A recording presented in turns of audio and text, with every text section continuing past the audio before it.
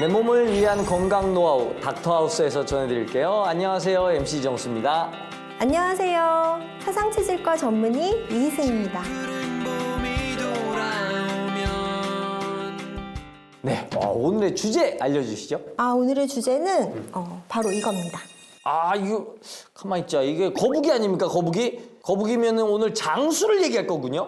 땡! 그건 아니고요. 거북이 등표면이 어떤 것 같으세요? 거북이 등표면 이게 거칠거칠하고 쭉쭉 갈라진 게 좀 그러네요. 네, 그렇습니다. 근데 우리 피부도 이 거북이 등껍데기처럼 쩍쩍 갈라지고 거칠거칠해질 수 있어요. 그래서 오늘의 주제는 바로 쩍쩍 갈라지는 피부, 습진입니다. 만약 제 피부가 거북이 등껍질처럼 쩍쩍 갈라지면 너무 가슴이 아플 것 같아요. 이 습진이라는 게 정확하게 뭔가요? 네, 습진은 꽤 넓은 의미를 가진 피부 질환입니다. 독립된 하나의 질환만을 뜻하기보다는 비슷한 증상을 가지는 피부 질환군을 총칭하는 거예요. 예를 들면 건성 습진이나 알레르기성 접촉성 피부염, 그리고 아토피 피부염 같은 그런 상당히 많은 피부 질환이 습진의 종류에 포함됩니다. 다시 말해서 습진이란 여러 가지 자극으로 인해서 피부에 일어나는 습진성 염증을 말합니다.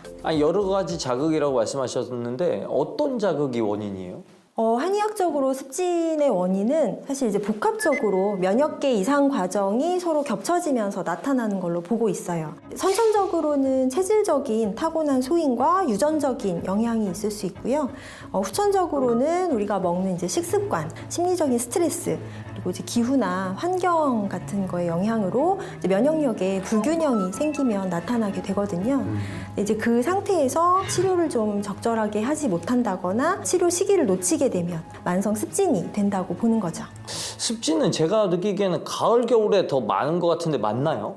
네, 그렇습니다. 가을, 겨울은 사실 좀 춥잖아요. 네. 기온이 떨어지면서 우리 몸의 모세혈관이 수축을 하게 돼요. 그러면서 공기 자체도 건조해지기 때문에 피부가 가지고 있는 보습력이 비교적 떨어지게 되는 거죠. 땀샘에서 분비되는 땀도 줄어들게 되고요. 그리고 피부에 있는 그 피지선이 위축이 되게 돼요. 그럼 피부를 촉촉하게 유지하던 수분도라든가 피지가 줄어들면서 피부가 더 건조해지게 되는 거예요. 근데 이게 습진이 저는 주부 습진을 달고 사는데 이런 습진들은 주부들이 잘 걸리는 건가요? 네, 어느 정도는 맞습니다. 살림하시다 보면 손에 물이나 세제 같은 것들이 오랫동안 너무 과하게 노출이 자주 되게 되는데요. 그런 요인들이 피부 장벽을 약하게 만들면서 생겨나는 피부염이 되는 거죠. 손에 빨갛게 반점이 올라온다거나 건조감이 심해지고요. 비늘처럼 막 떨어지는 그런 습진성 병변이 나타나게 되고, 정말 심한 경우에는 이 피부 병변 자체가 엄청 부어오르면서 손등이나 손목까지 번지기도 합니다. 물론 외부적인 환경의 요인도 중요한데 내 몸에서 가지고 있는 면역력이나 피부 자체의 재생력 같은 이런 내부적인 요인도 매우 중요하다고 볼 수 있어요. 그럼 피부가 쩍쩍 갈라지고 이 가려운 증상, 이거 말고 또 다른 증상도 보이나요? 시간이 지나면서 이렇게 붓거나 붉거나 진물이 나는 이런 증상은 좀 줄어드는데, 만성화가 되면서 피부에 주름이 늘어난다거나 피부가 두꺼워지는 태선화 반응이 생기기도 해요. 점점 피부가 갈라지다 못해서 너무 심해지는 경우에는 출혈성 병변이 생기기도 해요.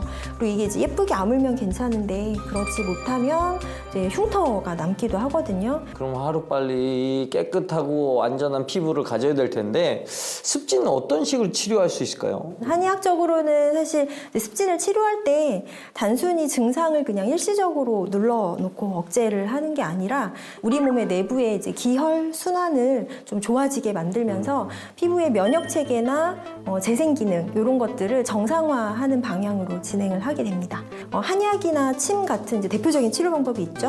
그거 이외에도 한약재를 추출해서 이걸 피부에 직접 도포를 하는 그런 외치요법도 있고요.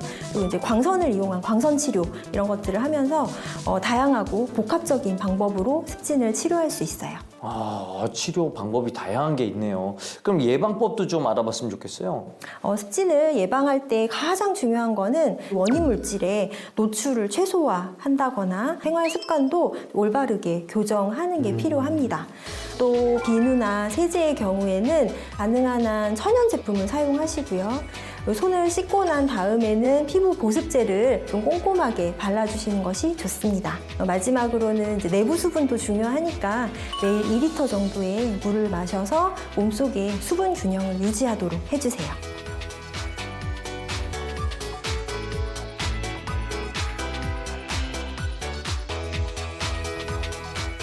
오늘 치료법부터 예방법까지 정확하게 습진에 대해서 알려주신 이희승 선생님 감사합니다. 네, 감사합니다.